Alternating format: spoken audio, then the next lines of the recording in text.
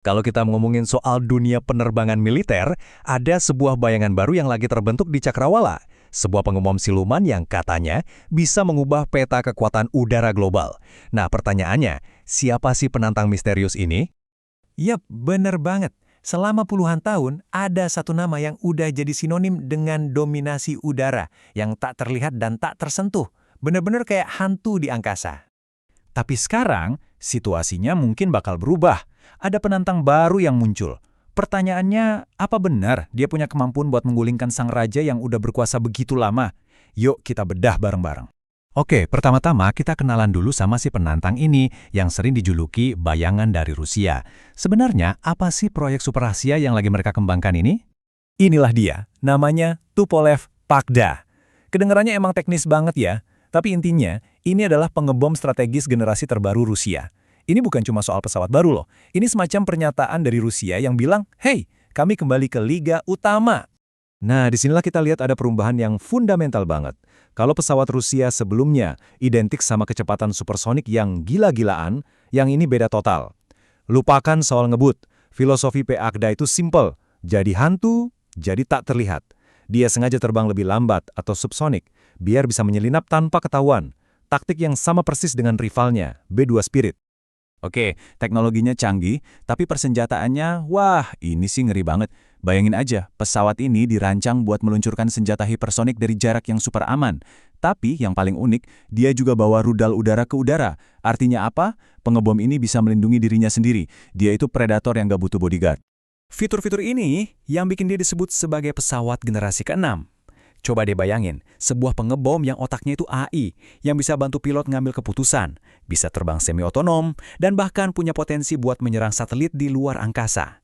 Ini bukan lagi sekedar pesawat, tapi udah kayak pusat komando terbang. Sekarang, biar kita paham seberapa besar tantangan buat si Pakda, kita harus lihat dulu sang juara bertahan. Tolok ukur teknologi siluman selama ini. Inilah dia, B-2 Spirit. Waktu pertama kali muncul, pesawat ini beneran kayak datang dari film fiksi ilmiah. Dikembangkan dalam kerahasiaan total, selama puluhan tahun, B-2 ini jadi simbol dominasi teknologi Amerika di udara. Desain sayap terbangnya ini bukan buat gaya-gayaan loh. Setiap sudut, setiap lekukan, lapisan catnya, bahkan posisi mesinnya yang ngumpet di dalam sayap, semuanya itu diperhitungkan buat satu misi. Menghilang dari radar, dari sensor panas, bahkan dari mata telanjang. Inilah standar teknologi yang harus dikejar atau bahkan dilampaui oleh PAKDA. Oke, sekarang waktunya head to head. Mari kita sandingkan keduanya secara langsung dan kita lihat perbandingannya. Nah, disinilah kita lihat perbedaan filosofi utamanya. Gampangnya gini, B-2 itu ibarat mata-mata elit. Dia menyusup diam-diam ke jantung pertahanan musuh. Sedangkan Pakda, dia itu seorang penembak jitu, seorang sniper. Dia menyerang dari jarak yang jauh banget pakai peluru hipersonik. Dua-duanya sama-sama mematikan, tapi dengan cara yang sama sekali berbeda. Kalau kita lihat tabel ini, perbedaannya kelihatan jelas banget kan? Coba diperhatiin tahun terbang perdananya. Beda hampir 40 tahun. Pakda diproyeksikan unggul di jangkauan dan tentunya persenjataan generasi baru. Sementara B-2, dia punya sesuatu yang nggak bisa dibeli. Rekam jejak yang terbukti di medan perang. Dan kita sampai di faktor yang mungkin paling krusial, biaya. Lihat angka ini. Lebih dari $2 miliar itu untuk satu pesawat B-2.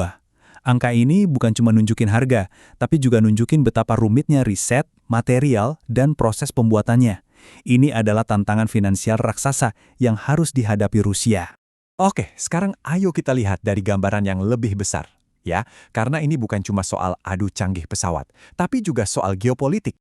Lini masa ini nunjukin satu hal penting. Pakda itu bukan proyek dadakan. Ini adalah maraton teknologi yang udah berjalan lebih dari 1 dekade. Buat Rusia, ini bukan sekedar membangun pesawat, tapi sebuah pertarungan strategis jangka panjang. Terus, kenapa ini semua penting? Gini, punya pengebom siluman jarak jauh itu artinya sebuah negara punya kemampuan buat melancarkan serangan global secara diam-diam. Kalau Rusia berhasil, ini bakal mengubah perhitungan pertahanan udara banyak negara dan, yang pasti, menyeimbangkan kembali peta kekuatan strategis dunia. Tentu saja, bikin proyek seambisius ini nggak segampang membalikan telapak tangan. Ada banyak banget rintangannya. Setidaknya ada 3 tantangan utama. Pertama, sanksi ekonomi yang membatasi akses ke teknologi dan dana. Kedua, yaitu tadi biayanya yang selangit. Dan ketiga, kompleksitas teknologinya sendiri. Membuat material dan sensor canggih dalam skala besar itu nggak mudah. Semua ini bisa jadi penghambat yang serius.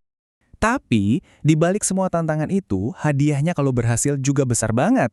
Kesuksesan proyek ini bakal membawa Rusia kembali sejajar dengan Amerika Serikat dalam teknologi pengebom strategis. Sebuah arena yang udah didominasi Amerika selama puluhan tahun. Jadi, kita balik lagi ke pertanyaan di awal. Apakah PAKDA ini bakal jadi penantang sejati yang mengubah keseimbangan kekuatan udara global, atau dia bakal tetap jadi sekedar hantu ambisius di atas kertas? Jawabannya, hanya langit masa depan yang tahu.